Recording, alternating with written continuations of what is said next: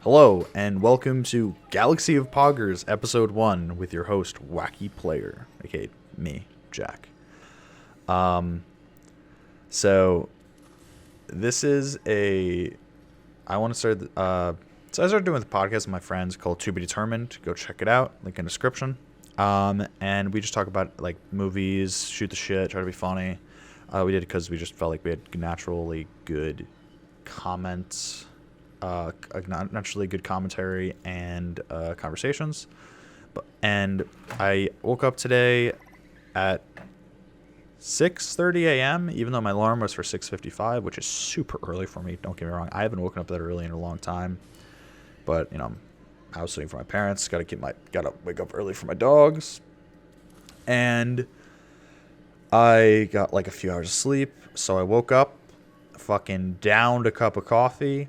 Took my Adderall because I have ADD. Took the fucking 20 milligrams extended because I desperately need it today. And I'm like manic energy levels, and I was like planning, okay, what do I stream to? And I was like, I need to make stuff today.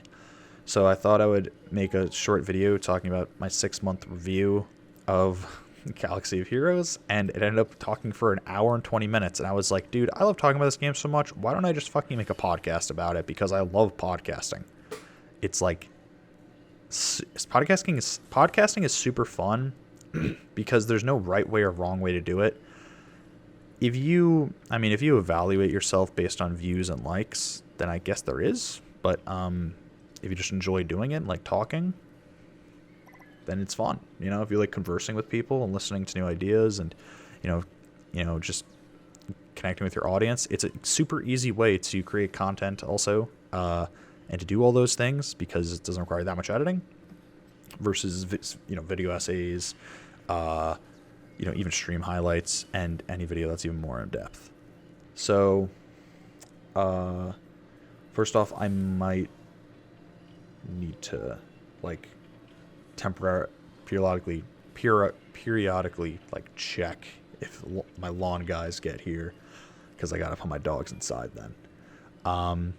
But the first thing I want to share with you guys is, wait, hold on, is this right? So I looked at the Galaxy of Heroes forums basically every day since the Galactic Jabba release, which we will get into, and I saw that Datacron Set 3 has been added. So I thought I literally just, when I was like writing notes about what I should talk about, this was here. So we got, let's go over this. So CG Tusken Meathead. What a great name. I only know Crumb. Yeah, I'm pretty sure that's the only like CG community manager that I know of. I don't know personally, but I know of. So anyway, Datacrons, everyone hates them. I haven't had to deal with them yet because I'm only 7 months into the game. If you don't know me, I'm a player that started playing this game in January, and when I started to play, I actually started to stream. So you could actually go back through my YouTube channel and my Twitch VODs, whichever ones aren't taken down because of just being old. You can go see how my development as a character, as a player. And super into this game. I have 2 accounts. I love it, and I want to make content for this game. So, about this game, I should say, it's for me and for you. It's for because I like making it. I like talking about it. I want to learn more about the game. I want to share the weird and funky builds and not builds, but team comps I'm gonna do, funky shit, and then try to help you guys out, especially new players like me. Try to avoid the mistakes that I made. So, let's go over the Datacron 3 set information. Hello, Holotape Heroes. With Set 2 currently out, we're already in Set 2 of Datacrons. With Set 2 currently out, we wanted to give you a preview of what's to come with Set 3. We put the information on some sweet images, self-proclaimed. Okay. It's bold view CG to be very positive language when you talk about Datacrons. I'll give it to you. But if you have a suggestion for better ways to serve this massive amount of information, I'm all ears. And then XD, ha ha ha, laughing because it's meatheads about to fucking steal your wallet. TLDR, Dark Side, Night Sisters, Asajj Ventress, Mother Talzin, Night Sister Initiate. Okay, so they're trying to make Night Sisters pretty good. I have heard they were good at towards the initial relaunch of the game. So let's see how that does it. For Sith, this makes a lot of sense. For Darth, they're trying to add Datacron features for Darth Malgus, Sith Empire Trooper, Sith Eternal Emperor. That makes a lot of sense because Malgus is the new Conquest unit that got released, and with all his Omicrons, is kind of falling flat in a lot of places.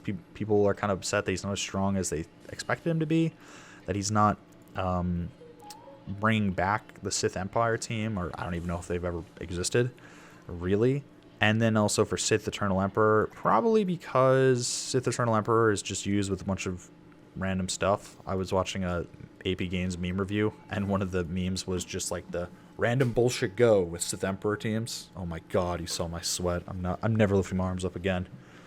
Listen, man, I'm on all these like stimulants, bro, like fucking to keep me awake, keep my mind straight, keep me going. I'm also a sweaty guy.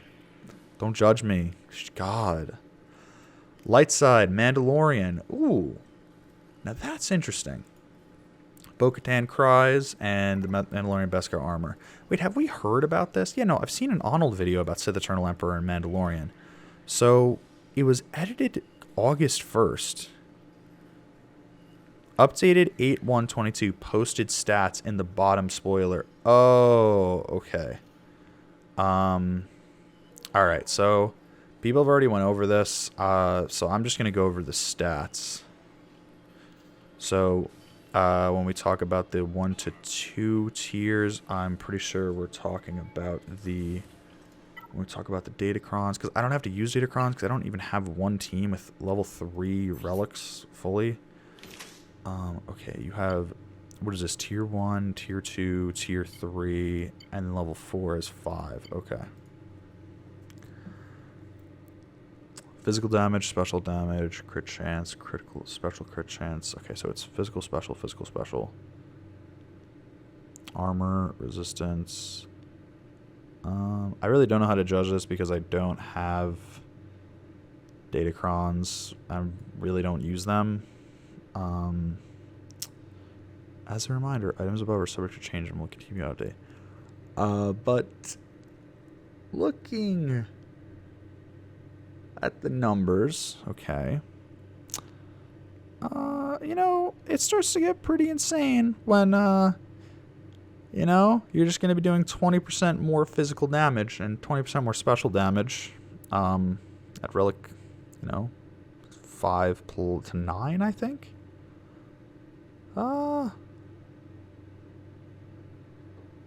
I don't think you'd ever really need the critical chance Datacrons. I might be wrong, but like, wouldn't you already be able to easily get over 100% critical chance? So even if they had critical chance down on you, you could probably still crit.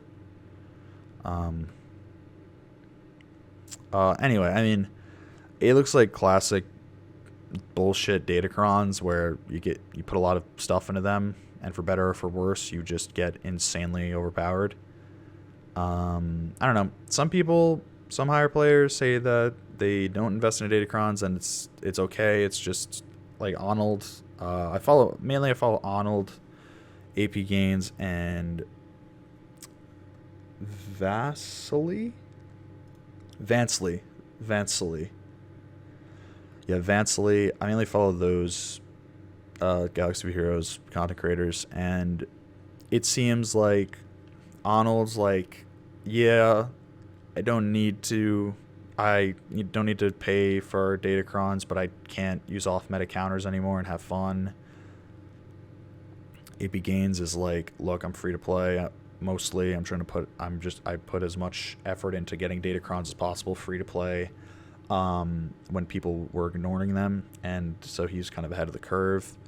Bought him some time, and then Vansley, I don't know how his take on it, but I imagine it's just, yeah, I'm just probably not putting a lot of money into it, and whatever I get. So that was that. Let's see if there's any updates in the forums. I have been checking this stuff religiously for any update on marquee characters, Galactic Legend, Jabba the Hutt, any update possible, but it's probably not going to come out until we get until probably August 20th about. That's when those Galaxy updates usually get released. And so yeah. So that's Datacron Set 3. It was already released, but they just released the stats for it. So if you're interested in that, go check it out in the forums. This is a new podcast. I'm going to kind of do this out of order. Yeah, so... Oh my god, I'm so sweaty. I should have changed shirts, but I'm stuck here. I don't want to waste your guys' time. Alright, my dogs aren't barking, so that means the long guys aren't here yet. We're good. So, fuck, I'm putting a hoodie on. It's kind of chilly in here anyway. I know I'm sweating and it's chilly. Listen, I get it, okay? My body just sweats when it wants to. Look, oh my god, I am disgusting. Sorry, guys. Hold on, I'll be right back. Long guys. Whatever, I'll write that. So, I'm Jack, aka Wacky Player, and I'm a Galaxy of Heroes player, content creator, streamer. Check me out on Twitch, twitch.tv/wacky_player. And I love bounty hunters in the Star Wars Galaxy. That's what kind of got me into this game. It was also, I graduated from college in December, and I was just kind of taking a break, not doing anything, figuring out what I wanted to do. And I remembered this game, Galaxy of Heroes, which is like a hero collector game similar to some games my friends play and talk about and really love. And I was like, I kind of want something new game in my life that I can grind. I love Star Wars. Why don't I try this game out? It lagged for me on BlueStacks before, but that was because I didn't go into my BIOS and enable virtualization. So I did that and it worked fine. Originally, actually, I downloaded this game when Hunter got added to the game, like a Bad Batch, almost a year before I actually started playing it. And if only I enabled virtualization, I would be a year ahead. God damn it. Sometimes I think about that, but you know what? Actually, it was better I did it this way, because now I maybe wouldn't have streamed it, when I started, and being a little ignorant, or not ignorant. Ignorant usually has a really horrible connotation with racism and bigotry nowadays. Even though I don't know if this is correct, but my aunt taught it to the words to me when I was 12. She was ignorant, which I hope this definition, I can look it up, but she said ignorance is when you're smart enough to understand stuff, but you don't go out of you're smart enough to understand something, but you don't go out of your way to learn it. And Google is just saying lack of knowledge or information. So yeah, I guess you could say I was ignorant of the space of content creation for Galaxy of Heroes, but so it kind of got me into it, and after being in it for a while, it's awesome because people are very positive and uplifting. And so yeah, I started playing in January, started streaming probably a few days after I started playing, had some minor successes, and I'm still really, really small, but honestly, I had a lot of ups and downs with creating content for this game. So even I've got pretty decent success for how much work I've put in, and now I'm trying to put more work in and try to put more effort into stuff, because I realized that with the release of Galactic Legend, Jabba the Hutt, or the announcement of him, and the release of Black Krrsantan, I love this game again because of the bounty hunters. I'm so excited. Oh, Galactic Legend Jabba, I'm moving up in Grand Arena. All this stuff is exciting. It's happening. And I was getting caught up in this wrong thought pattern of Galaxy of Heroes because I started to stream it and I really liked streaming, and I was kind of like, I got a sponsorship early, like my first 2-3 weeks after becoming an affiliate, and I was like, dude, we're only going up.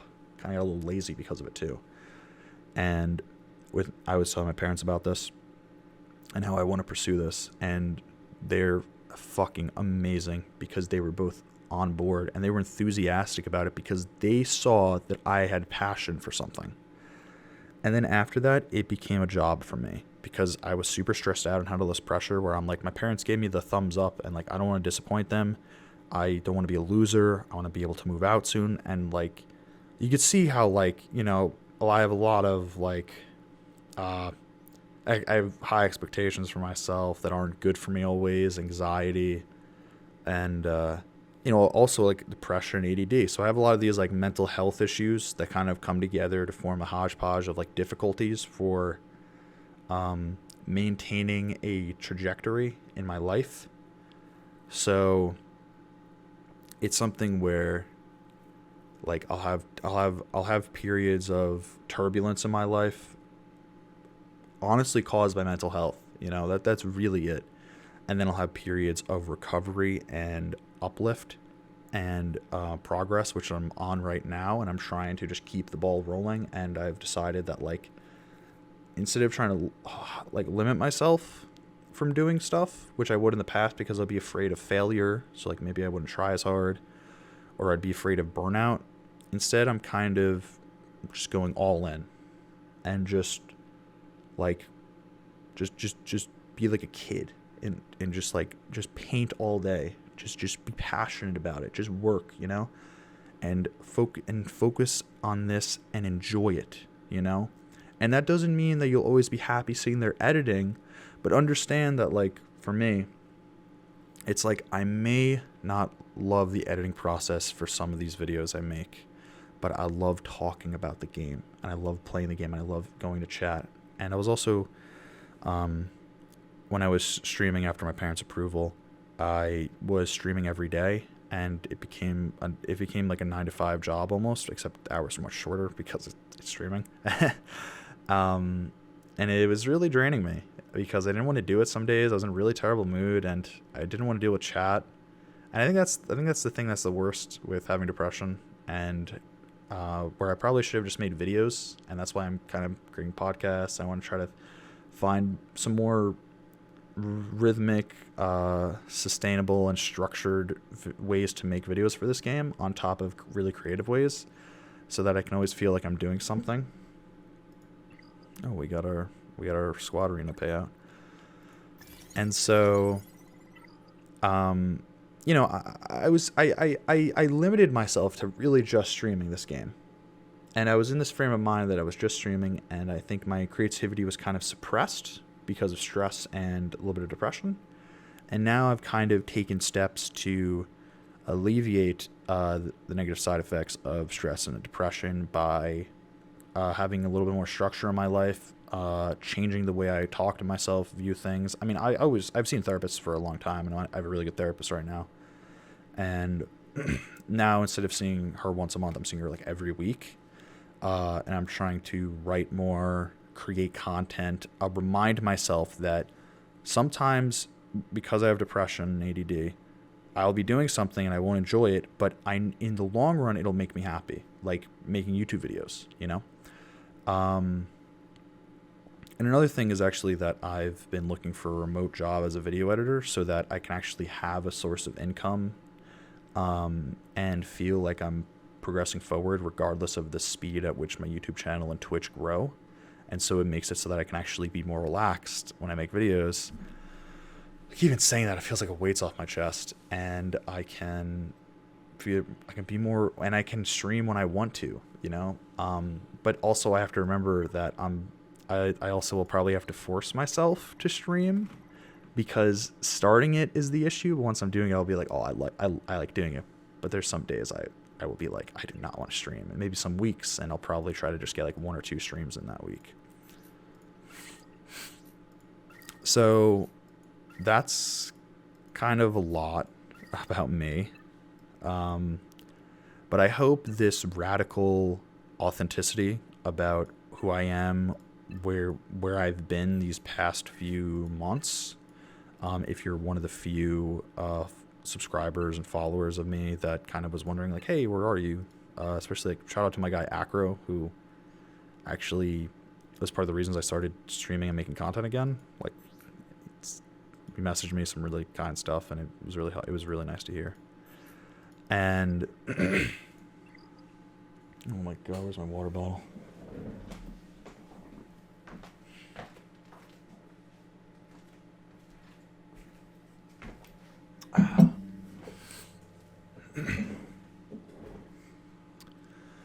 And just to finish up the story of who am I, what I've been doing these past 6 months, is that I was streaming. I got COVID, and then at the same time, my mom had a recurring illness, and she had to go into the hospital for it, and then she had to go into surgery. And for a month before surgery, I was kind of helping to take care of things around the house while she was home and help her out as much as I could. And I was just also kind of getting a little depressed, so I wasn't in a great state of mind, and I didn't really want to do anything, and I was really questioning my passion for making content, for making, for streaming, for doing a podcast with my friends, writing. I was really questioning a lot of this stuff that I like doing, being like, I can't do this, a lot of negative self-talk, and got pretty depressed, and I stopped streaming for 2 months, took a break, because it was also because I was like, okay, I need a break for myself to kind of focus on me and kind of reevaluate my life and where my plan for it. Just like in Galaxy of Heroes, you have to have a farm plan for life, and what I want from life, where I want to go, how do I evaluate things, all these different deep questions. So I started to do that, more so than I was before. Oh, I just realized I have exactly 375 on both light side and dark side battles. It's pretty funny.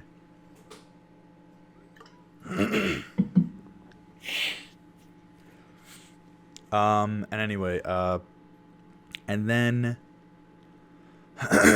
I started to just decide that I'm not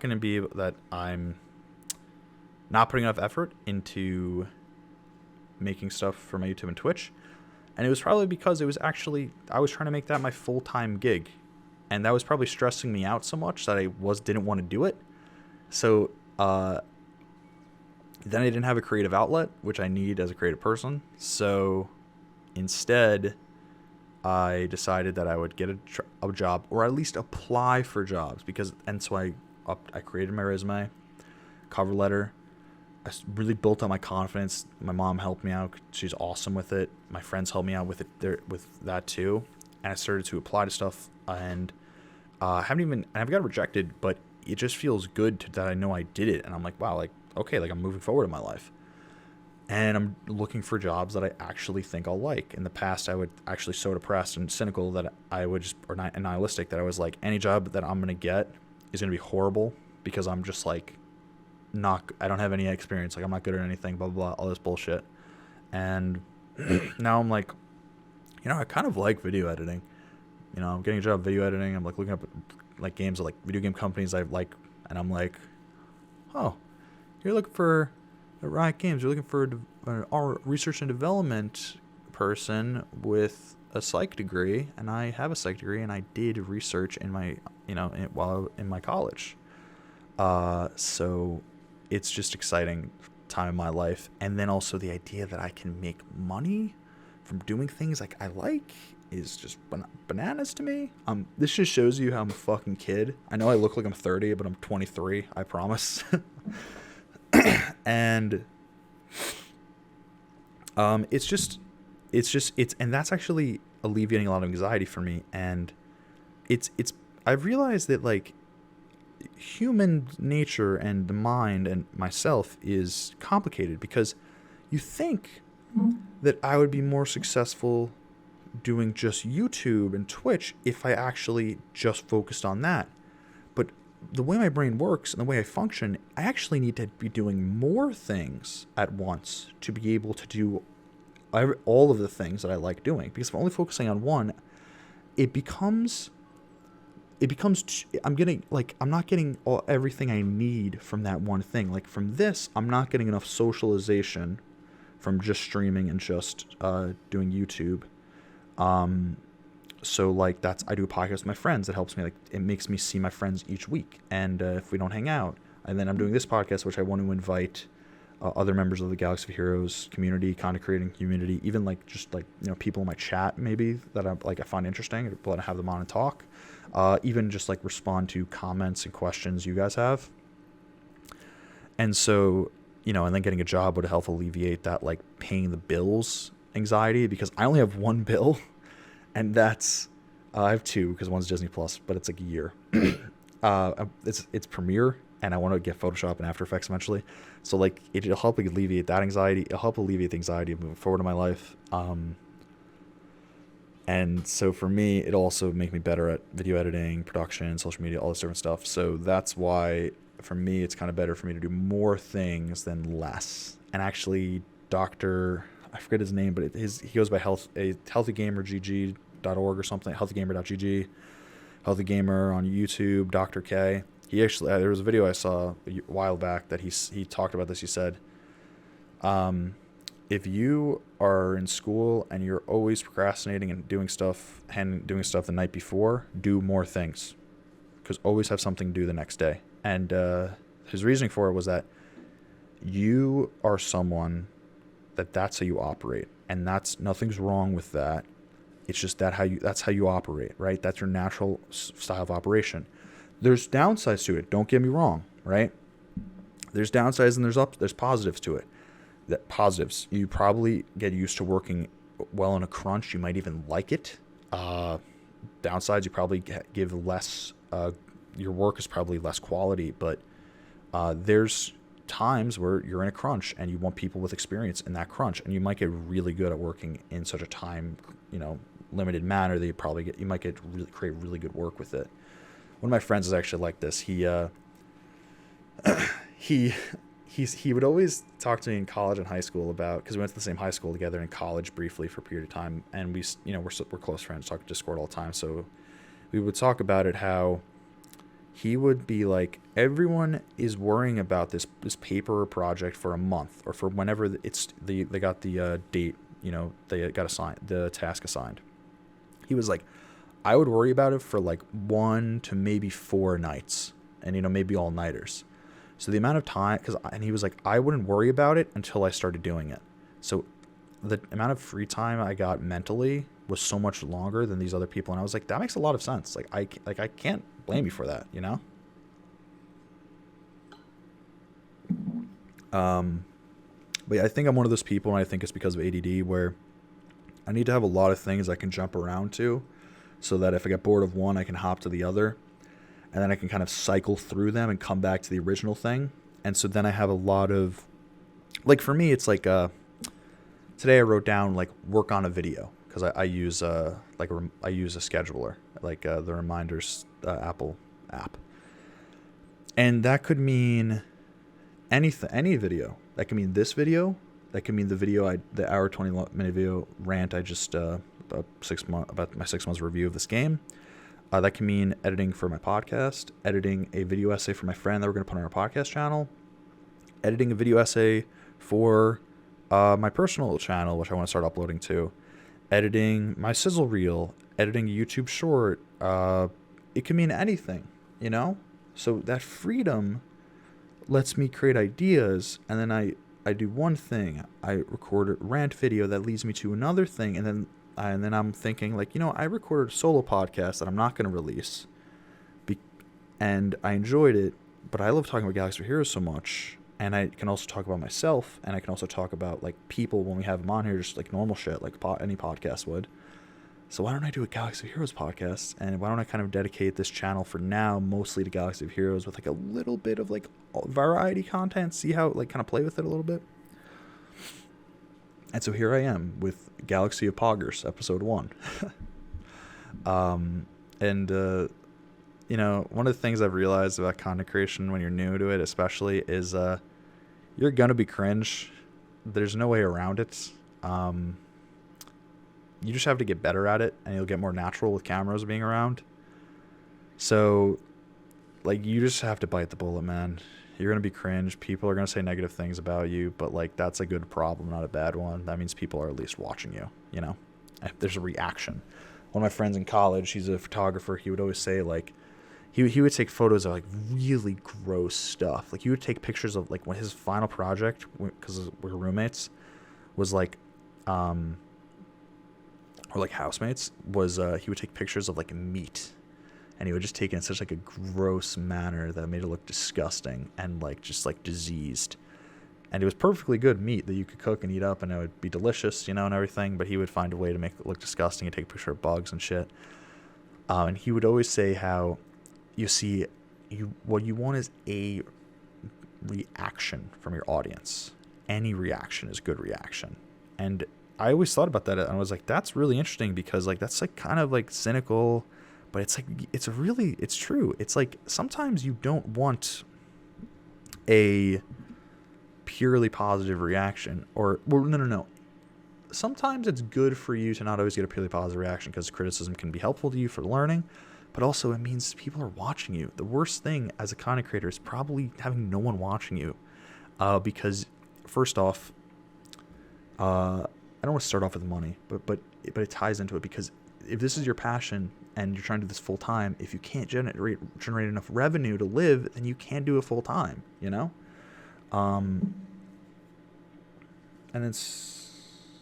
then like besides that, it means that you are kind of out of touch with the majority of what, you know, whatever you're into, you know, people like whatever you cover, whatever your social media thing is, kind of creator, and that can kind of signal either you're ahead of the curve, you're behind the curve, you just think differently, you're an outside thinker, you love doing it, and you're just unlucky that the market's not responding to it. Maybe, you know, you're not being shown as much, or, you know, you have like some like deeper issues, or like not issues, but like problems, or you have obstacles to overcome with like how you edit videos, the way you make thumbnails, how much effort you put into stuff, like all these different things.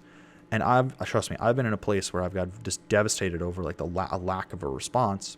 But I always think about it, and I'm like, you know, if you want to be, it's very simple, and this is oversaid, and it just, what I'm trying to say is, it finally clicked with me, which is, if you want to build muscle, you have to go to the gym. If you want to lose weight, you have to stop eating as much, right? And if you want to do those things, you have to do them on a consistent basis, and you get better with time. And so I would think about it, and I was like, you know what? I got to stop thinking about the video I post today. I got to put as much time, as much effort as I can into it. Have fun making it creatively. Try to put as much creative joy that I can into it. And also, all right, let me resize it. You know, so that I can, oh jeez, there we go. You know, put as much creative joy into it as I can, and focus on the little improvement day by day, you know, just day by day. It really clicked with me, and that's where I'm kind of at right now, and kind of want to continue doing. So even if this podcast isn't like super well received, I want to continue to do it and work on it and grow it. So that's fucking 35 minutes of, we talked about Datacrons, but besides that, it wasn't really anything Galaxy of Heroes related. So let's get into Galaxy of Heroes, okay? Let's start off with, let's go out of order. Let's do Galactic Legend Jabba the Hutt. Dun, dun, dun, dun. Let me pull this up.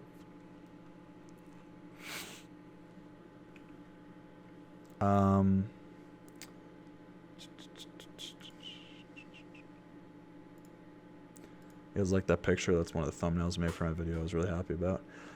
So, we got Galactic Legend Jabba the Hutt. Now, let me just say, when I heard about this, I was just kind of playing the game, like doing my dailies, like working towards the Executor slowly, but I wasn't really giving much emphasis. I was on my hiatus.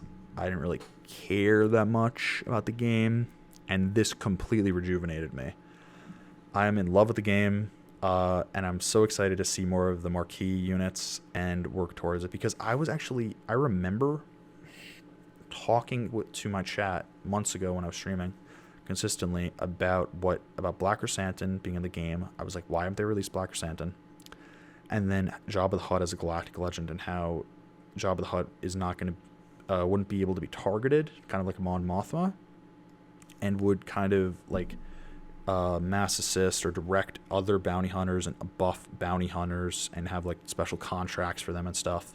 So we'll see how accurate that is, but I was excited and thinking about it before this even got announced.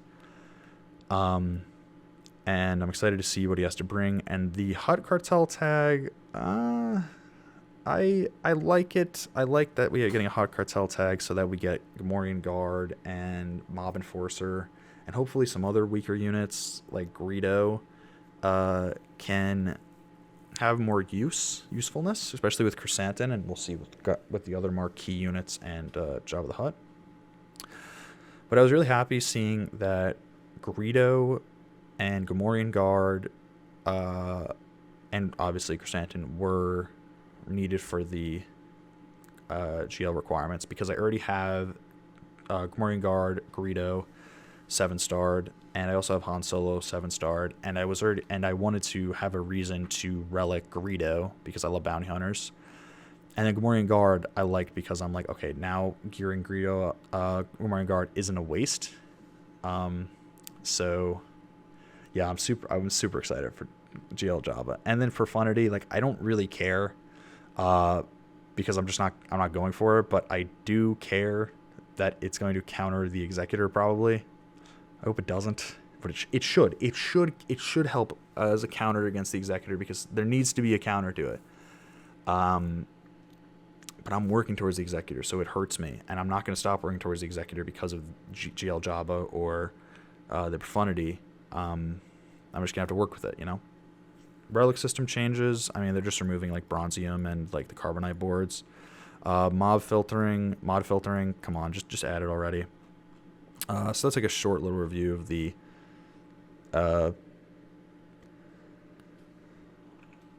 July 2022 roadmap. But overall, very happy for GL Jabba, and let's get into Black Krrsantan next. So Krrsantan,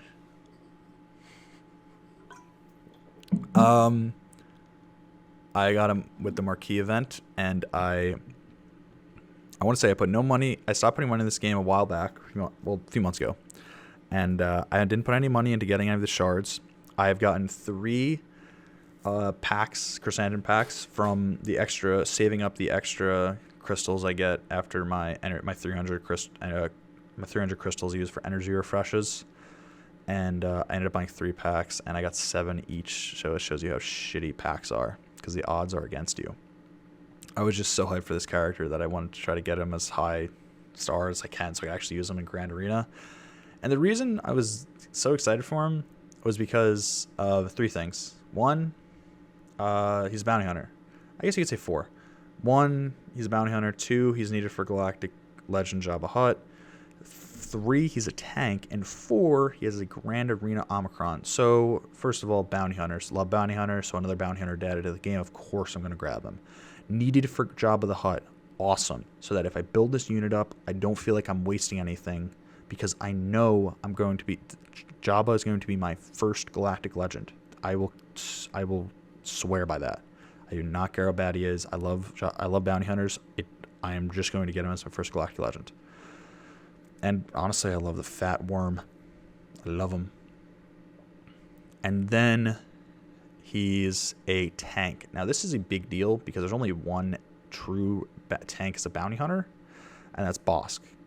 And if you're like me and you're trying to collect every bounty hunter unit, you need to make every bounty hunter work in a team. So I have 3 squads that I have available to me for bounty hunters with a little variety.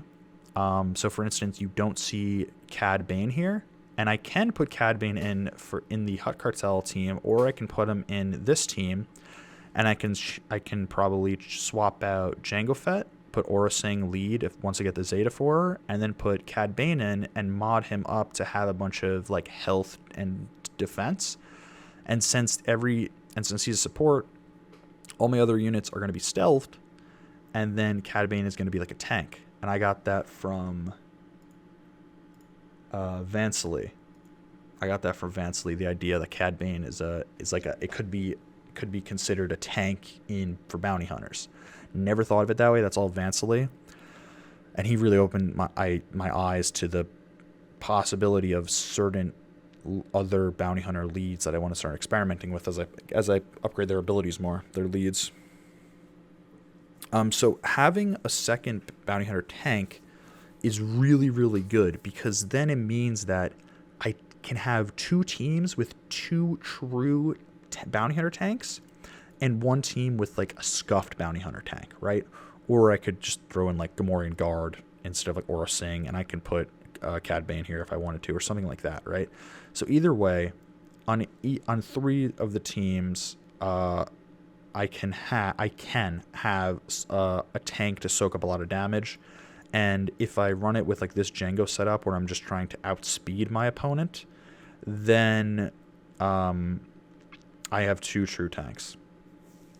Plus, I have a team with 2 units that are kind of they're weaker units that are actually going to get buffed probably. They're ones needed for Jabba. Mob Enforcer probably will be needed also. And with Krrsantan, it's actually pretty strong units because of the health stacking on both of them. So that's why I'm excited for Krrsantan. And the last reason is the Grand Arena Omicron. So since my account is mainly bounty hunter focused, Sam was the first Omicron I got for Grand Arena because I kind of listened to Arnold, that I was focusing on Grand Arena more, which has been nice because I can gain a lot of crystals, a lot of championship coins, help accelerate my relicking through 13 of units. And since, it just is a natural conclusion that, okay, if there's a second Grand Arena Omicron added to bounty hunters, I should get that unit that has that Omicron built up and put that Omicron on him, especially when it makes Krrsantan have 40% protection. Enemies have minus 30% potency, which is awesome. And then Hut Cartel, and this is where the problems start with Krrsantan, in my opinion. He's immune to ability block, which is really good, and cooldown increase, which is like, okay, I can use him against Iden's troopers maybe, if he gets tanky enough, which he probably will based on the protection values that are increased with the amplifiers, and he has some of the highest protection in the game. And then the ally in the leader slot, excluding himself, which is another issue that I have with him. Falls below 50% health. Krrsantan taunts for 2 turns, and the ally recovers 50% protection. Wow. I mean, and Dismember doesn't start on a cooldown if everyone's Hut Cartel. So, I mean, amazing Omicron.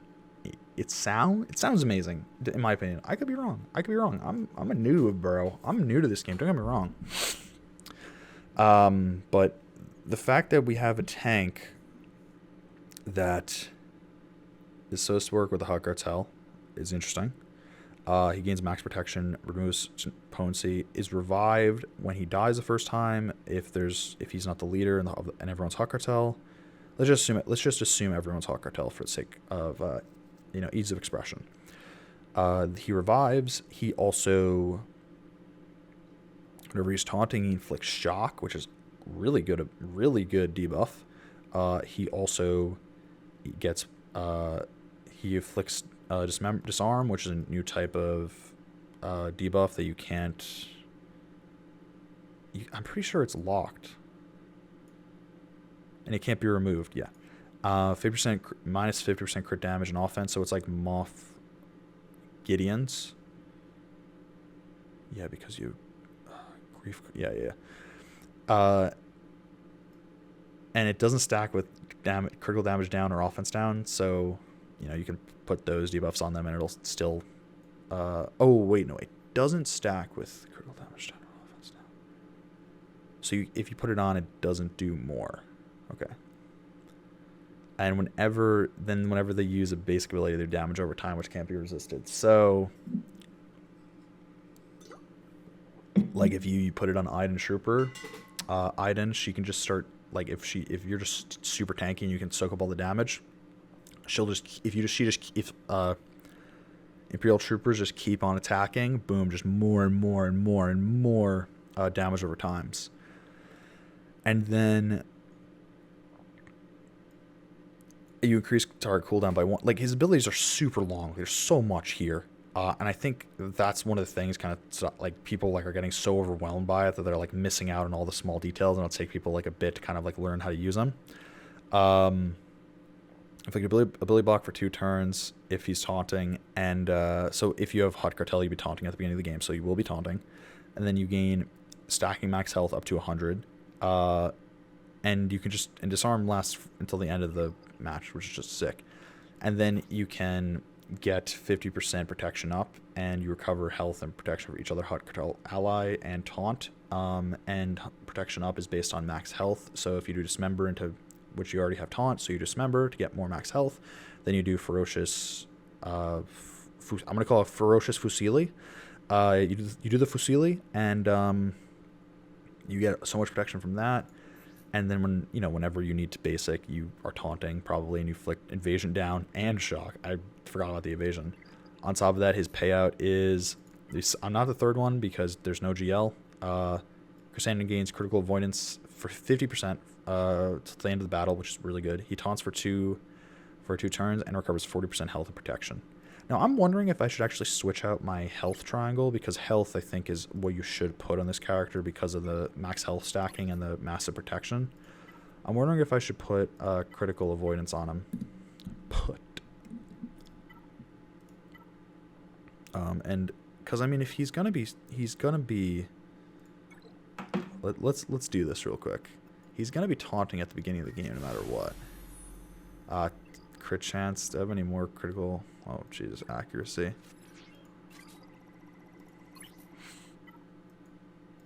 All right, I want to get one that's like super tanky. We could be better.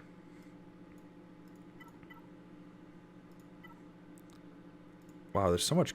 When I have critical avoidance, there's so much crit chance that I'm getting. Wow, that's 113 offense. Anyway, I'll deal with this later. I just thought about that. I'm actually gonna write that down.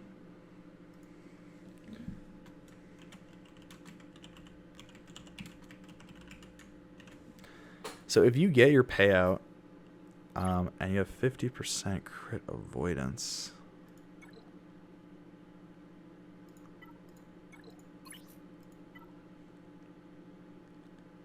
So you can have 74% crit avoidance.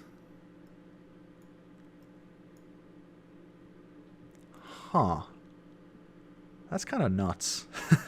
That's kind of insane. This guy's going to be so tanky when I get him to higher star level. Now let's talk about the issues. Okay?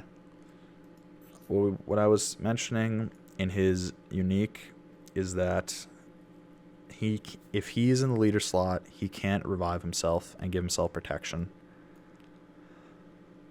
And everyone needs to be Hot Cartel, so you can't just use him as a plug-and-play bounty hunter, which I was really hoping for, so that I could use him in like other teams easily. No, you have to have a Hot Cartel bounty hunter. You have to have a Hot Cartel squad. I don't even want to say Hot Cartel bounty hunter, because Hot Cartel entails you're going to have bounty hunters with him. But you need to have a Hot Cartel squad. And what I don't like about that is his leader ability. I wish I could use it, and I'm going to try to make it work. But its scoundrel allies have 30% max health, a max health steal, and max protection. I love that because it means that it's like a mini Bosk ability. Just make my team tankier, make them heal. And then you get like critical hit. You get, offense stacking for 2 turns when you get critically hit. And so the issue with this lead ability is that, first off, you're not going to be able to revive and taunt for 2 turns when the leader gets down below 50% health. And then you have to defeat the enemy leader. And the issue with that is that this team has a lot of damage over time effects and thermal detonators. And if they die to those, as of making this video, this podcast, August 2nd, 2022, you don't get your contract reward, and it doesn't change to a different character. So I think that's how it's intended, because that's how Boba Fett's coded. His lead's coded. So if you fuck up, you don't get your contract, which is a big deal, and then if you get your contract, bounty hunter allies have their payouts activated, and all bounty hunter or scoundrel allies gain 25% max health and health steal. So that's really cool because of the amount of health stacking on this team, from Krrsantan's health stacking to get more protection on top of his 100% max health that he can already get. Then you have Gamorrean guards, max health equals protection when you taunt, and he also gets a retribution, so he can hit you back. And having health steal means that he just keeps, he's just sustains himself. Health steal on Greedo, he already gets 50%, so now he has 75%, so he's going to be just like healing like a motherfucker if he's like, geared up enough and has enough relics that he can actually start tanking, which he probably should because you're going for GL Jabba. Then you have the max health, which is already went over the max health, but you can also have that for Mob Enforcer, because Mob Enforcer gets max health based on scoundrel allies alive, and since all Cartel scoundrel allies, you get a lot of max health on her. I hope they rework her so that she gets a taunt, so you can actually start using that max health, or that her max health is converted into damage, or it's converted into some utility for her team, like when a thermal detonator explodes. Could be like an Omicron, like when a thermal detonator explodes, or a Zeta, your team heals this much of Mob Enforcer's max health or current health. It's probably a max health. Or Mob Enforcer, whenever an ally gets a damage, when an enemy gets a damage over time, allies heal for this much, or blank, whatever it is. So I really wish it would be work where even if they die to damage over time effects, it would just, your contract would go through. I think that would actually make it like, okay, I can actually use Krrsantan as your main, as your lead. But it's like, it's already at a point where it's like, do I really want to use him as a lead? Is the lead really better than him respawning and getting and taunting and getting your leader getting protection back and all these different things? Because I'm pretty sure there's another thing.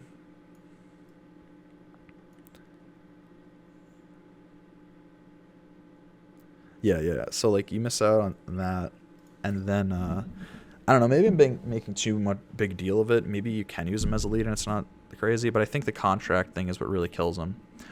And so, Boba Fett also has the issue with the contract thing, where damage over time kills it. The first enemy to attack, then you don't get it. But with Boba Fett and his lead, you get a bunch of crit damage, and my Boba Fett's like maxed out. So at least I know with the extra crit damage from his lead, I can remove all those debuffs except the thermal detonators and probably kill them with execute. So I could get it a little more consistently than Krrsantan. Then also, like, whenever I get below a certain protection, Krrsantan gives me a protection back, and he respawns. And since my Boba Fett's really, really fast, I can get Krrsantan up after he dies, like, quickly. Like I was playing Grand Arena with Krrsantan, gear level 8 and only 3 stars, and I was actually having him like tank, like die, but he was useful enough because he would respawn and then tank damage again, and actually sometimes he would surprisingly live till the end of the battle, like after his second revive, because the enemies have just, the AI used all their damage. So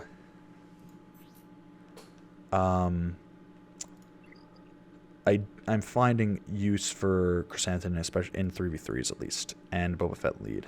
And the reason Boba Fett lead, I think, is the play because it can affect Gamorrean Guard and Mob Enforcer, and it's based off of thermal detonators too. So you have Greedo and Mob Enforcers proccing thermal detonators, so Bounty Hunter allies get speed off of that.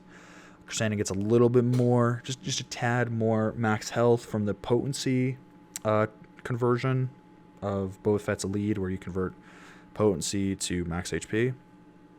And also, his Boba Fett's contract reward is 25% tenacity, which is good for the tanks for being able to not be stunned, and Krrsantan already can't be ability blocked and turn meter manipulated. It's good for them so that they can actually like get their taunts off, and you can start building up those debuffs. But it's not like such a massive contract. Like, you're just getting it for people's like payouts, really. It's unlike Bosk, where it's like you need to get that 50 speed for everyone. I guess you don't need to, but it's like fucking you really should. Or like the Fennec Lord Vader counter, where you get like Fennec Shand, Grief, and that kind of like procs your contract immediately, and it's like really good stacking offense. So yeah, that's the issue with Krrsantan, is just that we're also missing Jabba the Hutt, so we don't see him at his full potential, and that his lead, you really can't use him for his lead because it's kind of broken. I want to experiment with using, this isn't lab, using like Cad Bane lead with a Hutt Cartel, or Embo lead. You know, I have Embo lead with a bunch of other units that I think would be good, because you with Embo's lead, I think you deal max protection damage. But I need to start testing out different leads in Hutt Cartel, like Greedo and Embo. But the thing with that is it's going to force my whole team to be bounty hunters instead of being able to have these scoundrels that can't be really used anywhere else effectively. So there's that. Also, this is from AP Gains and Arnold video. I just took down notes from them that I thought was pretty smart. What's going to be needed for GL Jabba? I think they're right about this. Well, this is what I'm saying. This is already shown. This is the first set of requirements. I think this is good except for Embo, but I don't know. Lastly, Jawa, I don't know about that. I think it's going to be Hondo is going to be in there. I think we're going to get, I got to get Jedi Knight Luke is going to be a requirement, so I'm going to have to get CLS and other units.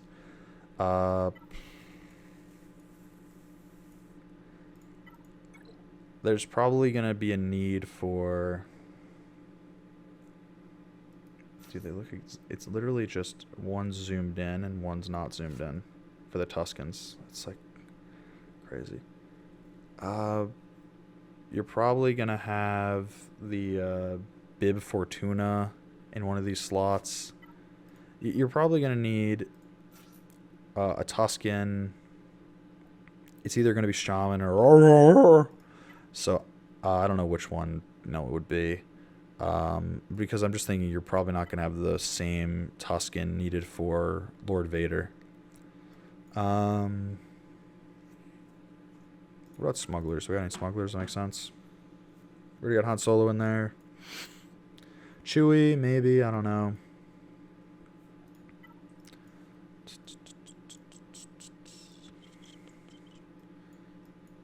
And then the other two is probably going to be like Hondo and Bib Fortuna. I feel like that's going to be the other two marquee units. So, what can I use for Bib Fortuna? I don't think Jawa is going to be needed. I think another Tuscan is going to be needed though. Maybe Jawa makes more sense than Aurora. But what would be a good Bib Fortuna or...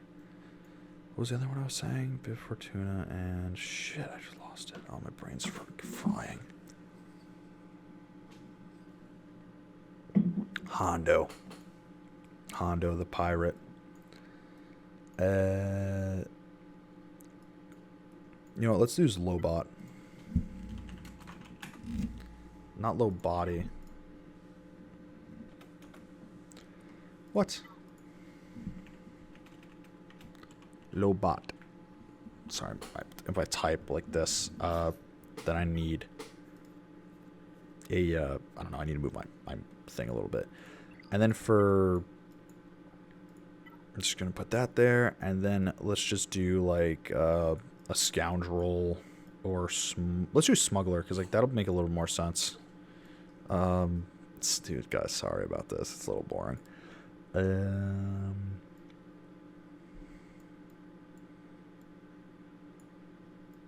Let's just use now we already use Dash. Let's just use Han. I don't know what happened to BlueStacks, but now it shows the whole keyboard for some reason.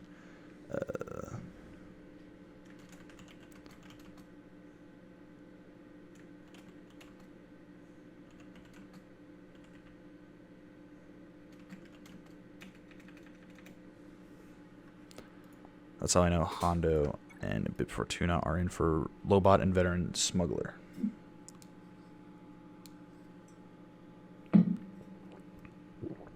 So I would say this is probably a pretty good set of requirements. And, Embo probably will be a requirement because he's Hut Cartel.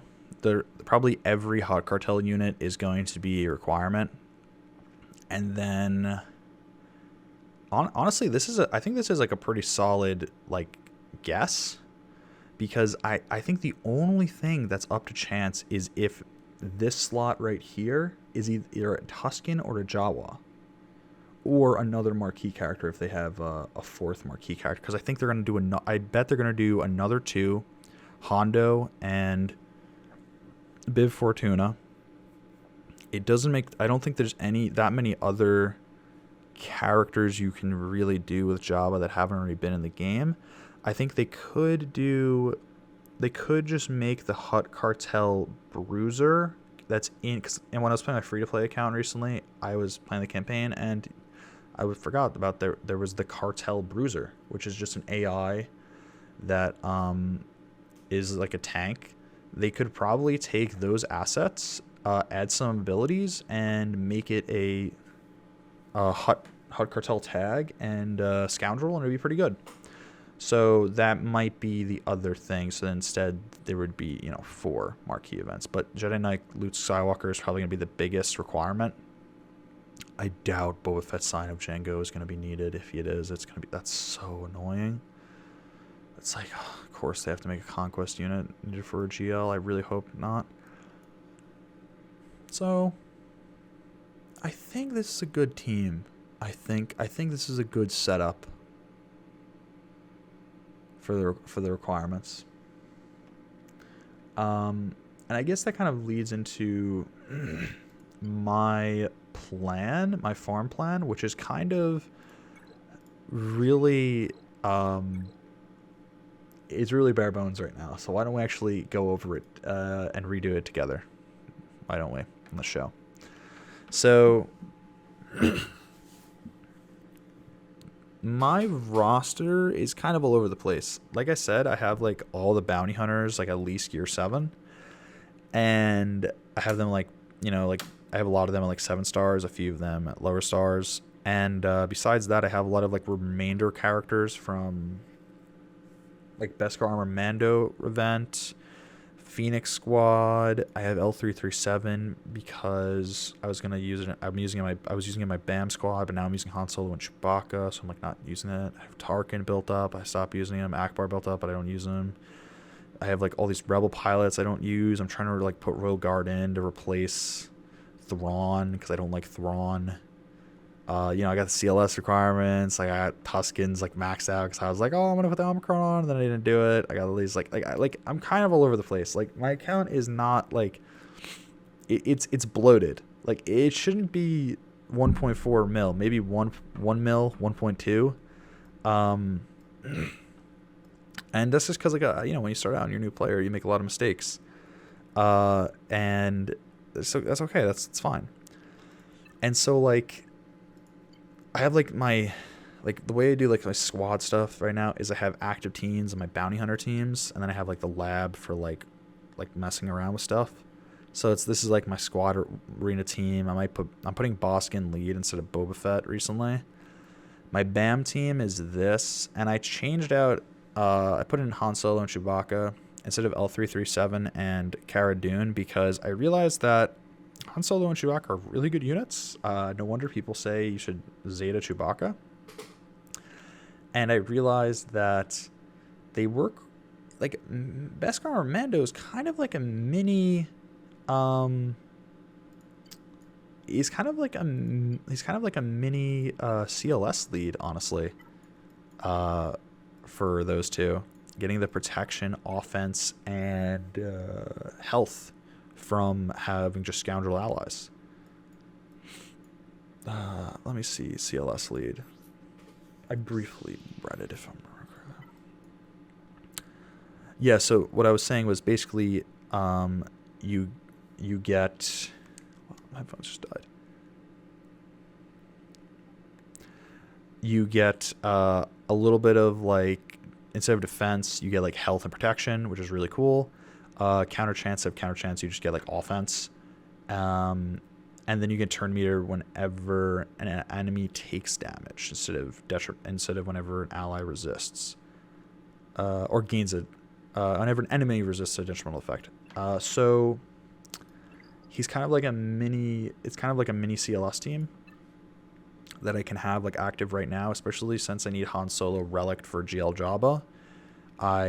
I'm trying to get in the mindset and changing my philosophy on how I go for units instead of going, I am going to solo focus the executor requirements, relic them, and focus on nothing else, and just hope that it works in Grand Arena. And in the long run, I'll be happy. I'm trying to focus on more of a balanced approach where like I'll actually enjoy the teams, and they won't be like one relic at 7 unit and everyone else is gear 9, trying to be a little more balanced with it. And so with a team like this, it's a very tanky team, and it gives Chewie and Han Solo like a shit ton of damage. So I also really enjoy using it, especially since Chewbacca gives BAM his protected ally bonus, which is sick.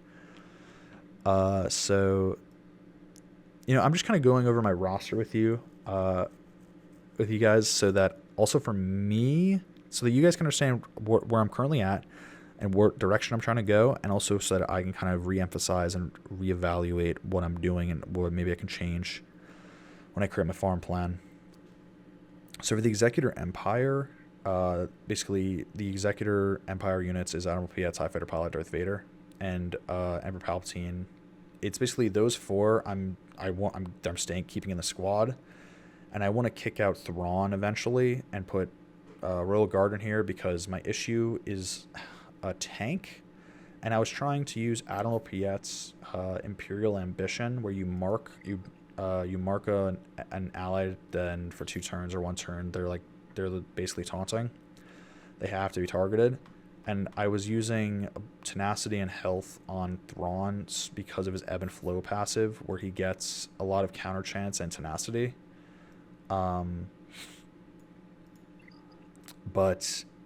it doesn't really work, and I don't know if it's because it says while enemies are fractured. I don't know if that's the minus 50% speed. I think the other, I don't know if it's, this applies to it also. But he is just not that tanky, and he's not that good. I'd rather just have, like, Royal Guard just taunt.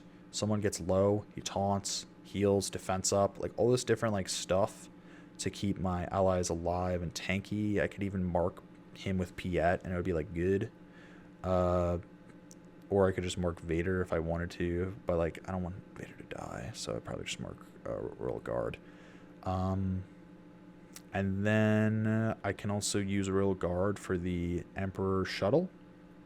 So that's like, it's like another efficiency thing where I'm like trying to work on my second fleet, and I'm like in between like creating an Empire fleet and a Rebel fleet, and I'm kind of leaning more towards Empire now because I have 3 7-star Empire ships that are really good, and I'm gonna be relicking Fighter Pilot and Vader for advanced for TIE Fighter and TIE Advanced, and then if I can get like Emperor Palpatine Shuttle, that would be just really good. And then basically I have 4 Empire ships I can use with the Executrix, while I have the Chimera with my Bounty Hunters as my main fleet that I've been using on defense recently because it's just so strong. People can't really break through it. And I can then throw like the Millennium Falcon in, maybe throw like another like a Ghost or another Phoenix ship in because I already have it built up, and then I can start slowly getting like the other 2 Empire ships, the Interceptor and the one with the 2 Mandalorian Empire units going. So, and it's kind of hodgepodge, but like it'll work. And then I can start working on, I can finish the Rebel ships that I started, because like I'm all Bounty Hunter ships, and then my Empire ships are these Gauntlet Starfighter. Like I could start to build that, and the Reaper right after I get the Emperor Shuttle. And my Rebel ships is like Millennium Falcon, Ghost, Phantom, getting the Outrider for Jabba. So it's like I'm gonna have all these ships. I'm gonna need to find a place to put them. You know, I don't have them highly geared except for like Millennium Falcon, Ghost a little bit. So it'll be a hodgepodge, and eventually I can have 3 fleets. And then I just have the leftover Phoenix squad, so they're just there. And let's actually create some new teams that would be fun to do. Do I put it in the farm plan? Oh. Okay, let's just make a new tab because I love new tabs. Okay. Let's call this like podcast farm plan. So I think the first thing for me to do is copy over the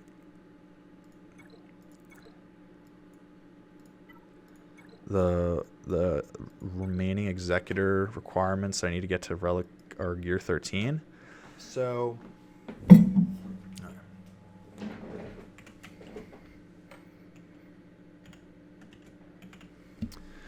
you start off, I'm going to finish my executor units I need. Poor baby. My dog, he has an issue with his heart, so it makes him, don't worry, he's fine for now. He's getting older, but he coughs because of it, so I have to give cough medicine, just to pet him and love him when it happens to him so he doesn't freak out. So that's what that horrific noise was.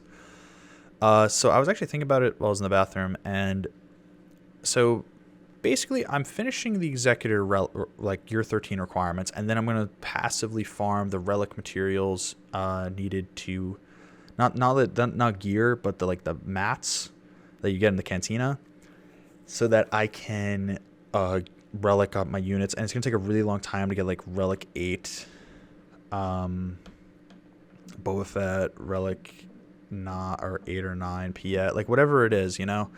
it's going to take a long time for me to do that type of stuff. So it's going to give me a lot of time to fix up my roster.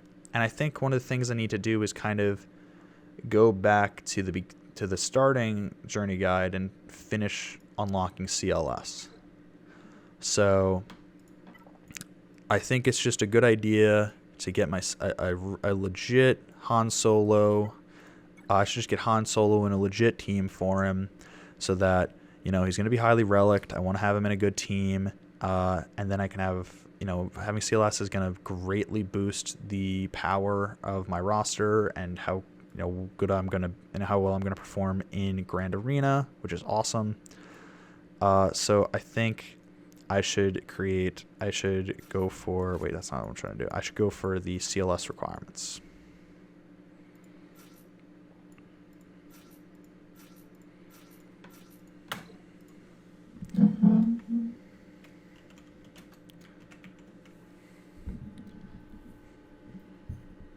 Do this.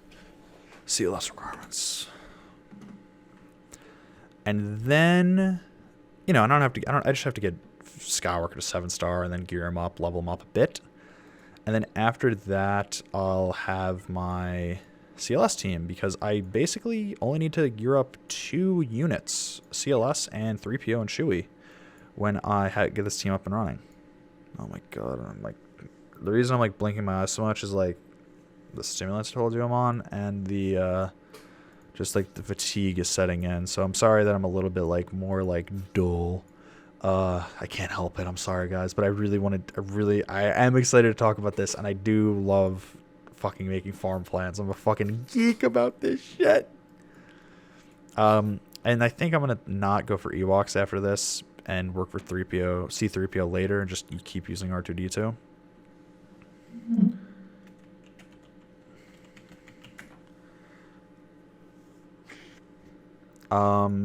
And so then I kind of have a good spot for Han Solo and Chewie. And I guess my question is, all right, now that I have that done, I have to go back to L337 and Cara Dune in my BAM, or I can replace it with Enfi's Nest. And I don't think I will because I have too many other units to focus on. So like, there's certain units that if I level up, it's gonna like increase my like teams in Grand Arena like immediately, and I think one of those is like is Royal Guard, and I think another one is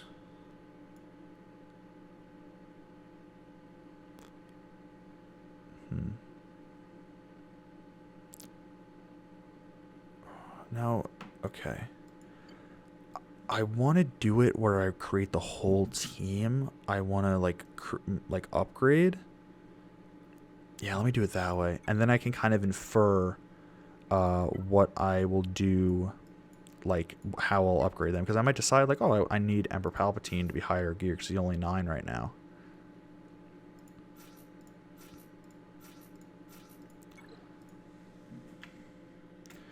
Empire need G12, and then obviously get gear 13 for my executor requirements, because like actually like these 2 are going to be relict, and then I only need these 2 to get to gear 12 to be like really good, and then I have a banging fucking poppin' Empire squad.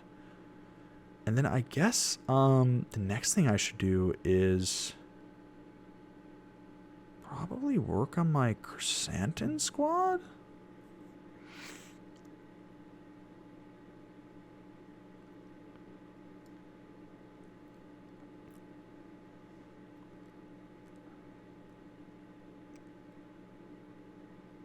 Yeah, because if I use these units in even with like Aura Singh, like a different order, I still am gonna have 2 units that are relict. Zam with her Omicron, which is crazy.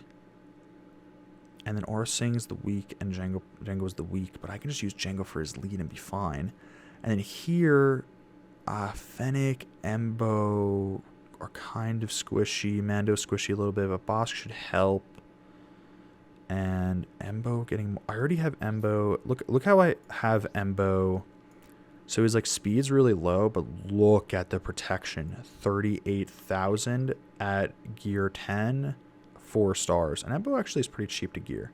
So yeah, he'll do a shit ton of damage. Yeah, you know what? Let me send this to podcast farm plan. I think this is gonna be my main farm plan I'm gonna be using. Alright, so just rename it. Oh boy, oh boy, oh boy. So, yeah, we'll just do, like, cartel. And I imagine all these units are going to be needed for... Well, yeah, 3 of them in here are needed for Jabba the Hutt. We have Han Solo up here, which is good. Oh, we're going to have Dash Rendar. So we got to find a team for Dash Rendar. Okay. And then a Marquee unit's probably going to come out in between finishing the Relic from anywhere from the start to here. Unit's definitely going to come out, so I'm going to have to change my farm plan for that. But for now, let's just continue with the basic farm plan, I think. I think I should just focus on... you know what? Let me send this to podcast, just so I know I should finish Fennec and Embo, get them to 7-star, because I can also get Embo's Omicron for Territory Wars, which would be really, really nice in my guild, because it would just make this one team so much better. Make them able to just dominate, because his Omicron is...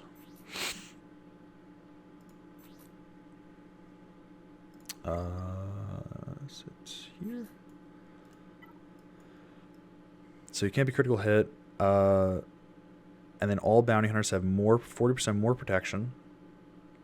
Okay, so bounty hunters have 90% protection in Territory Wars. At the end of Embo's turn, bounty hunter allies recover protection equal to 20% of Embo's max protection. And I'm gonna have Embo like fucking geared out the wazoo for protection. Okay. Doubled for Embo, okay, which is awesome. While Embo has protection, bounty hunter allies gain 30% defense. So you have like 80% defense and 90% protection, and 5% turn meter when a bounty hunter ally receives damage while debuffed. And I think boss gets some turn meter when he gets hit or people get hit.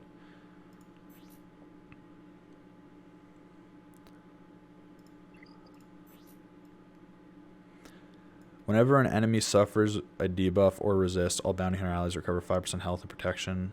Oh, that's not it.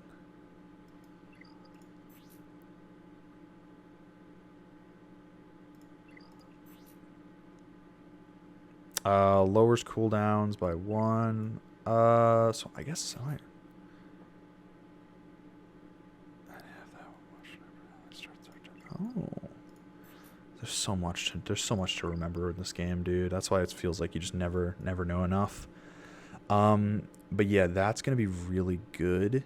And then I might change the Mandalorian out for a different bounty hunter, but I don't know which one it would be. Maybe Django? IG-88 maybe? Well, no, I could use an Aura Sing and get like and put Grief and Mando in here, and I could take Dengar and Zan, put them in here. Actually, now that I think about it.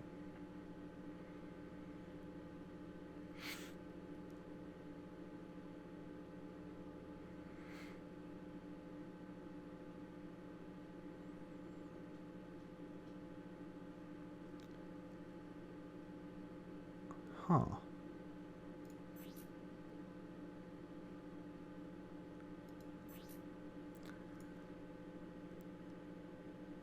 Offense, max health, and max protection.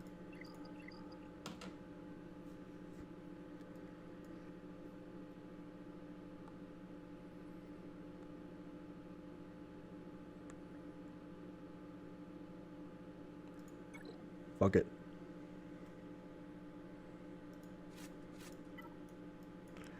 Okay, so the reason I'm moving Dengar in here also is that thermal detonators with Zam, a little bit of synergy there, and then because I'm using her for Omicron here mainly, for max protection so that Embo does more damage. And then we also have offense, so that Fennec Shan's offense from her seasoned veteran, it also stacks. Pretty sure that's that's her ability. Yeah. And then we have Dengar, which is like the assist from Mando. So it's like another assist that kind of helps out since we lose Mando and Grief's assist to kind of help out how fast we can get these targets. Now, and Embo is going to be useful to destroy taunts with his basic. So, yeah. Okay. I think I figured it out. I think I just figured it out. And then instead of using these guys... Oh, my headphones keep turning off. Instead of using these guys, I think what I'm going to do is Aura Sing with Grief. And then I can mod out Cad Bane to be a tank and have Mandalorian down here. And I'm not using Django, huh? I feel like I'm missing out on that. No. You know, no. I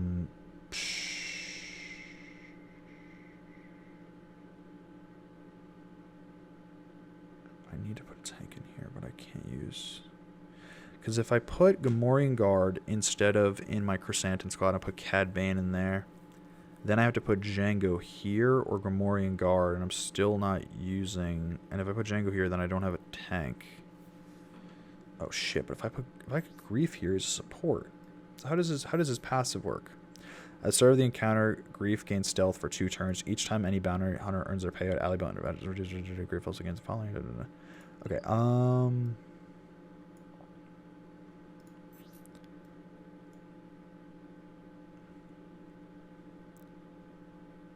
So everyone turns to the payouts. So he gets 2. So I have 2 turns for Grief just before he gets targeted.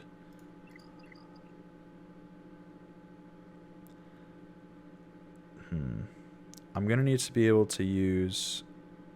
okay, so if I take out Gamorrean Guard and Mob Enforcer from my Krrsantan squad, right?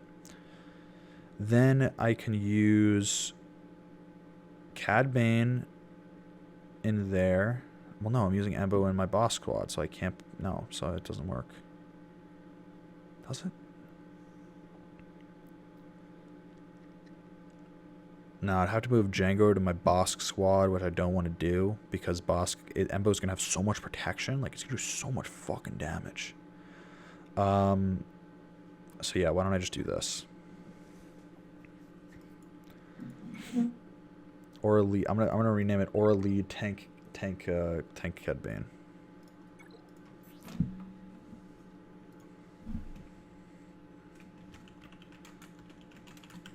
Tank Bane. I was born into the tank position.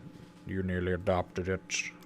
It's more like I was born into the support position, but I adopted the tank lifestyle. So Vansily, yeah.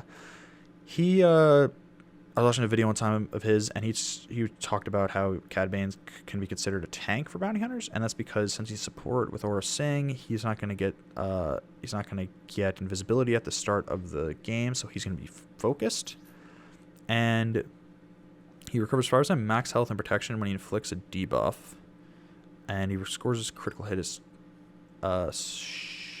his cooldowns are reduced by 1, which is really nice. But also, what's important is his payout. So he has 25% evasion, right? So that means that right now am I gear like 11? Gear 11, Cad Bane, he has like what, 2% evasion? And if I put like critical avoidance on him and like make him super tanky, so he's gonna be able to like dodge like 27% of things. And then he inflicts thermal detonators for 2 turns on attacking enemies, and Cad Bane evades, which is like, and the thermal detonator can't be evaded, which is like really good. So he gets some extra damage from hitting him. He can inflict accuracy down, which isn't a great debuff, but he gets turn meter for each critical hit. Probably not going to have him do critical hit. Probably just have him like just be super tanky. Maybe have some potency or defense. Probably get defense on him because I don't need him to. If he gets stunned, that's fine. Because I think he can evade when he's stunned. So if I get defense, just make him tankier. I think that's what I want to do. Because potency is nice, but I don't think I need it. And then he has some sustain from just his auto attacks, or his basics. And then on top of that, Aura Sing, Invisibility, Procs, Grief Karga can put on a bunch of buffs if you kill someone, which is probably going to be what happens. Bounty on allies, scoundrel allies. Have 30% offense while stealth. Okay, so you have a lot of offense.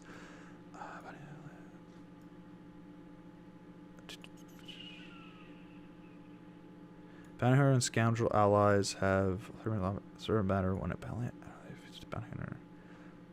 Bounty hunter attacker allies gain stealth for 2 turns when Aura Sing is later sought. Wait. At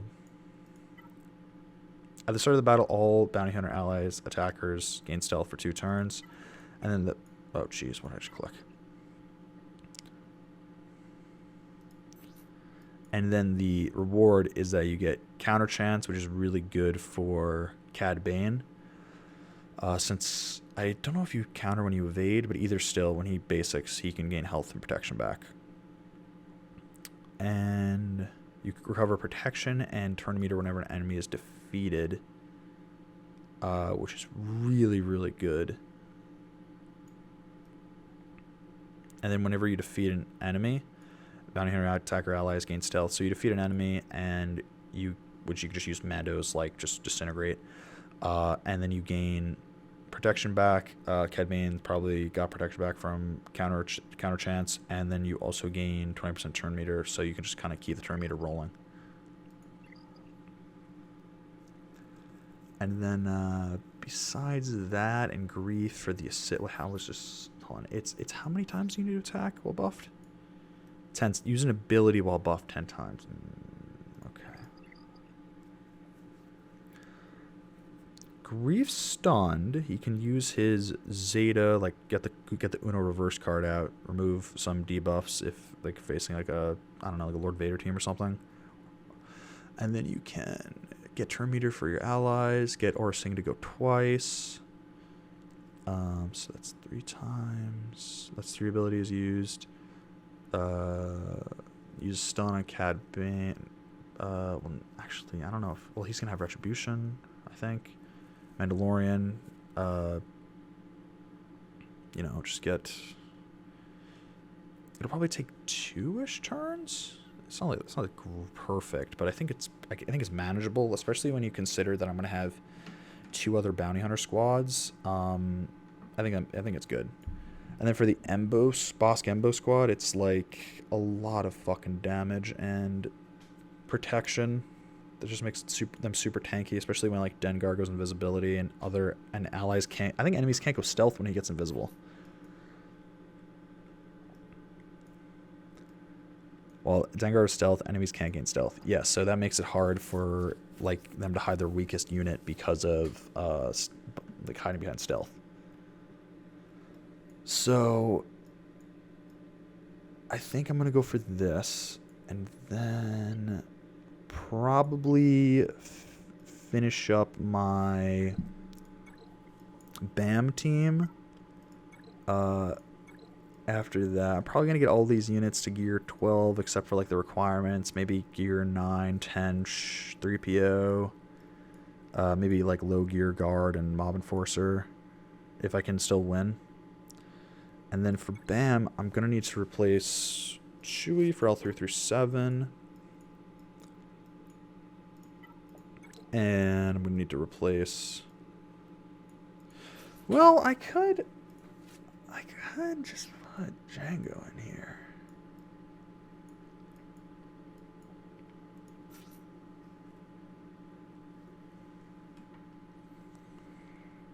Or I could instead use Django as like a counter, where instead of using, or a sing lead, I could use Django lead.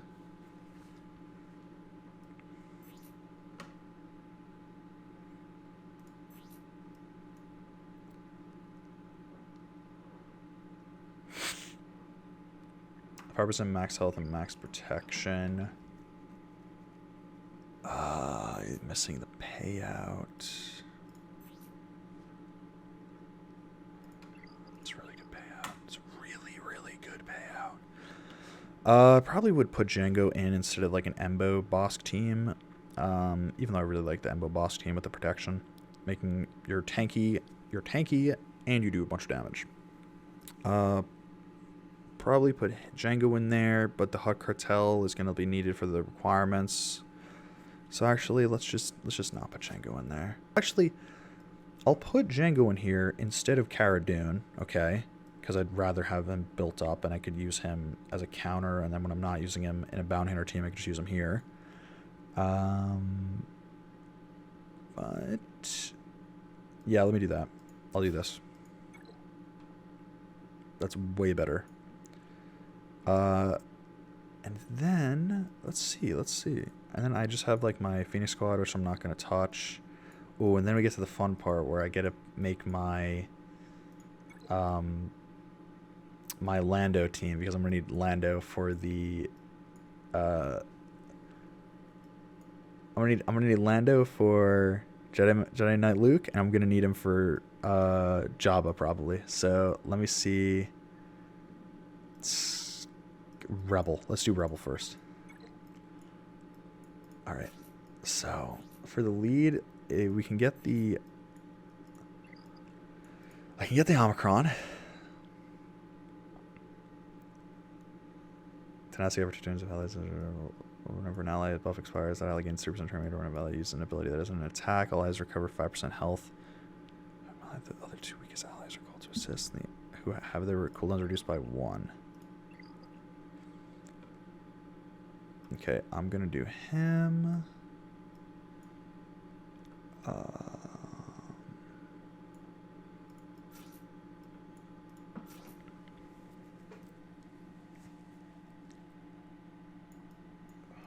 It's Okay. And then do I just go dun, dun?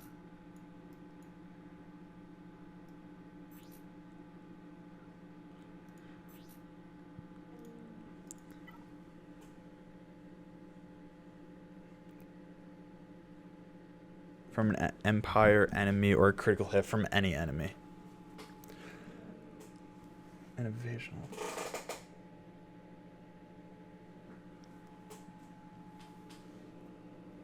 My dogs are all so sleepy today. It's a rough night. Advantage to gain critical chance. Okay. Deal physical damage to target enemy with a 50% chance to gain critical chance up for 2 turns. On a critical hit, grant a random ally critical damage up for 2 turns. So maybe I put Leia in instead of Wedge. Let me see what Wedge does. See, I always forget this shit. Deal physical damage to target enemy and inflict defense down until the Wedge's next attack. This attack deals first damage from defense down.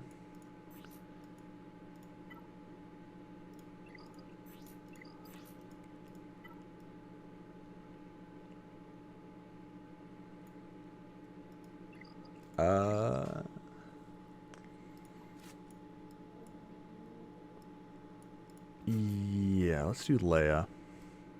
Because for Leia, I can also get her Omicron. When in Grand Arena, whenever Leia attacks, she has a 55% chance to grant all Rebel allies Retribution for 2 turns, and a 55% chance to grant all Rebel allies Tenacity up for 2 turns, and all of the Rebel allies recover 5% health and protection. Okay, so it's a pretty good double Omicron team, but I'm wondering, do I need Biggs? Because she's already going to proc critical chance up.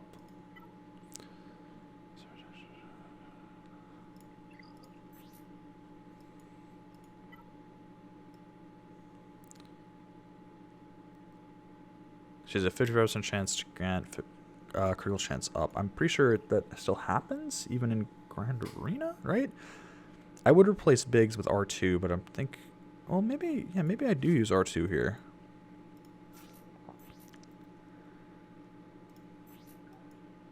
Allies have 10% critical chance and accuracy. Dispel all debuffs on them. I mean, like, come on, that's. All right, let's put him here. Yeah, let's change our CLS squad. Poggers Lando squad. That's what I'm naming it.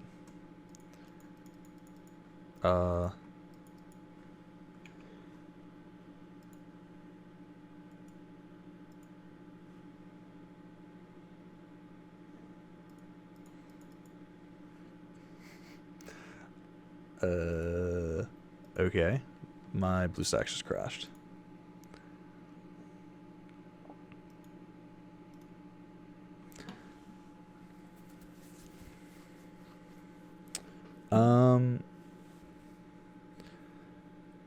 I know.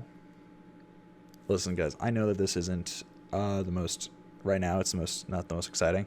It's because like dude, I had such a terrible night's sleep. It was fucking awful. But you know, I'm having fun making the fucking farm plan. I'm a nerd for this shit. So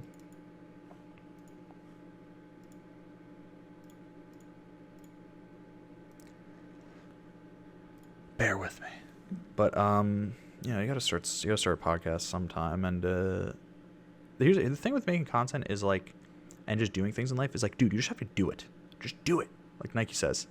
And if it's bad, it's bad. You can do it better this next time. Try as hard as you can. But if that day you're debuffed, you know, if that day you're facing Lord Vader and you know you just got some damage over times in the mental when you woke up because of, you know, he hit you in your sleep, then there's nothing you can do about it, man.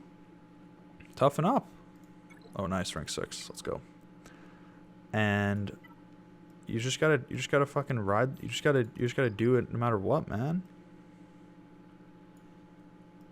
I guess I'll start saving up for more Zetas. I have 10 Zetas, which is like kind of nuts. When I only have like 60 characters or something. Dude, I'm liking this farm plan. I'm liking this. This is fun. I gotta have a Poggers, a double Omicron, Lando team with the units I'll actually need. Well, units I'll actually have built up. That's sick. Like Storm Han, R2, Lando, like all these units I'm gonna need.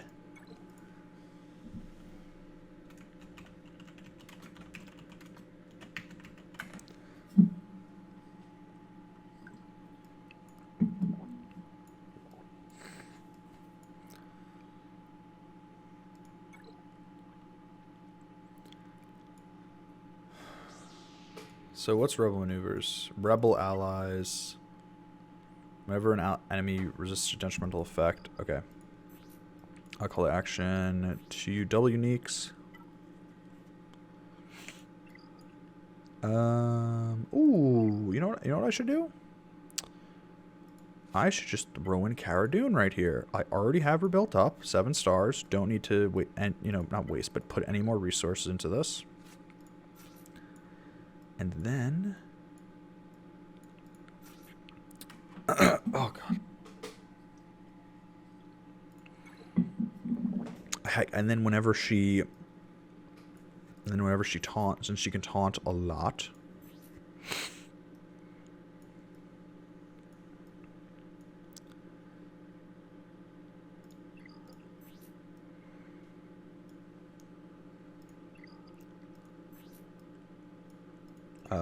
Just making sure.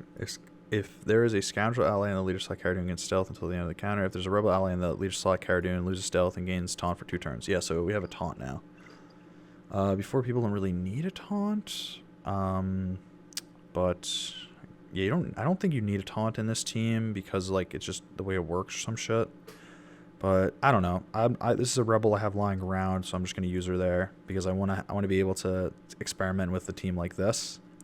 where I can give Akbar critical chance up with Leia. I already give him his critical chance with R2D2, so and then I give him Akbar thing where he tactical genius, so he goes twice, so I can just get like double fucking like massive AoE, and then Stormtrooper Han taunting and just keeps getting healed by Leia and Akbar, and R2 even getting debuffs off of him, and then just constantly feeding turn meter into the rest of the team. Besides that, what else do I want to do?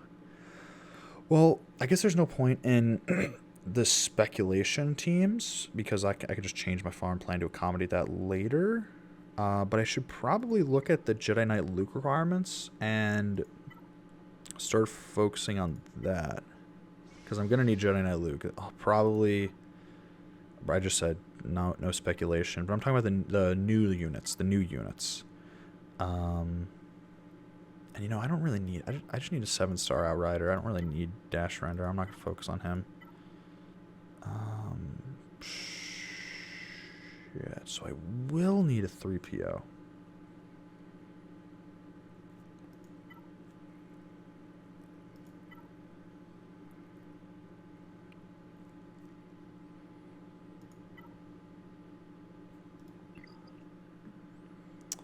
Okay, that changes things.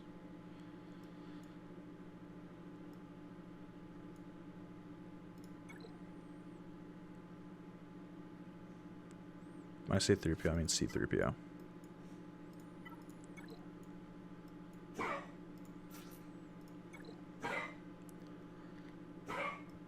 And I'll just... Oh no, I'm just gonna write down.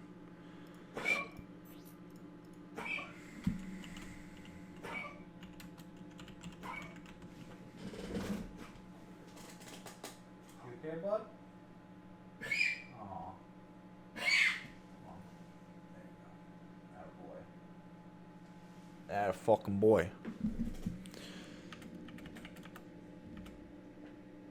CLS, C3PO.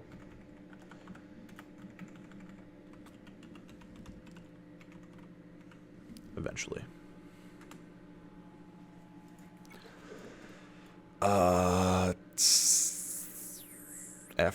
After this team, focus on the Ewoks. Where are the Ewok? What's the Ewok team people use? Chirpa, lead. Which one's Chirpa? Oh jeez. They go like these, and then they go Elder, and they go Low Gray. I'm pretty sure, right? Because this is I forget. It's like it's just some combo of Ewoks. I have to figure out. And then you get 3PO, and then I need to do the and then I need to create a team with... I don't need to, but I'm gonna need to do the Jedi Knight Luke requirements. So let's see. So that means I'm gonna need to have a team to get the Hoth events. Oh geez, it's getting complicated now. All right. Hoth TB.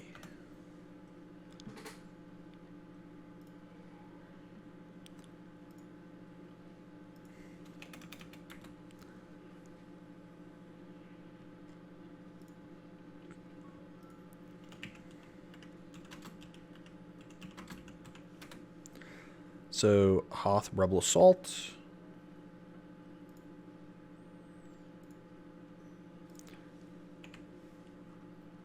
Okay, so heroes needed are going to be these four. CLS, both Scout and Soldier. Hoth Rebel, Soldier, and Scout. And then I'm going to need to do Leia. And then the prize is Leia. Okay, so how the fuck is this? What is it? Remember?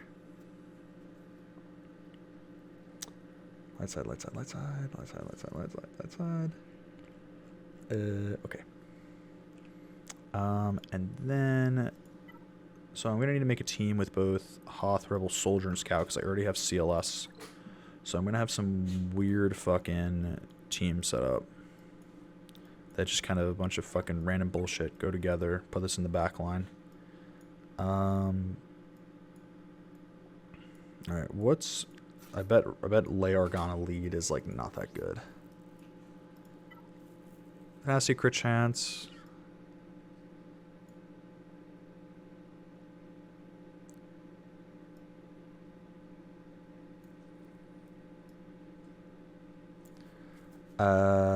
Oh, I mean, it seems like a good Omicron, but do I really need it for territory battles? I don't know. Let's just throw the random bullshit in there.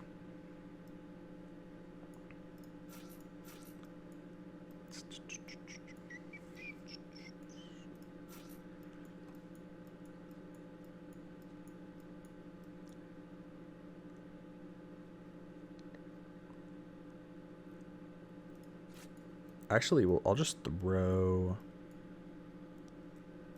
CLS in there, and then because I probably don't want to have to gear up like Mon Mothma or some shit.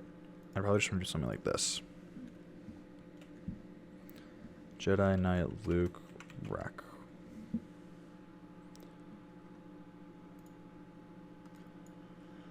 And then I get Jedi Knight Luke.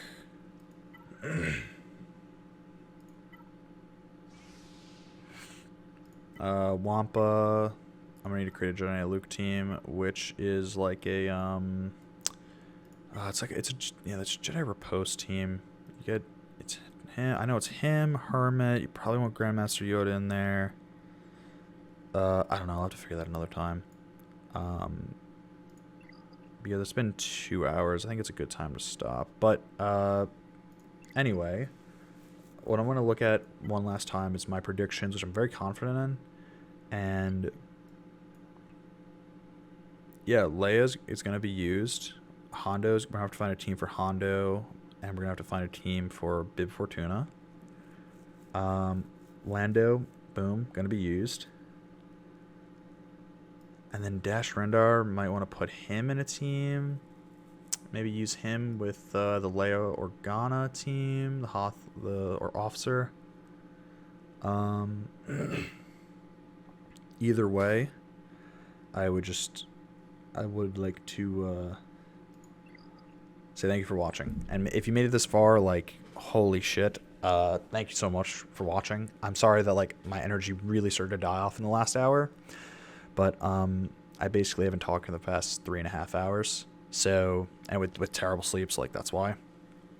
And comment below some people you would like to see me have on, and comment any questions you have for me, and any rosters you want me to look at, or any like issues you have in the game, or anything really. Just something to talk about, or just if you want to like fucking like be like, yo, what's your favorite type of cheese? Like and subscribe, love that. Dislike it if you didn't like it. Give me some feedback. Yeah. Hopefully I get some better graphics on my stream setup, and I get some guests on. But I'll catch you in the next time. Peace, guys.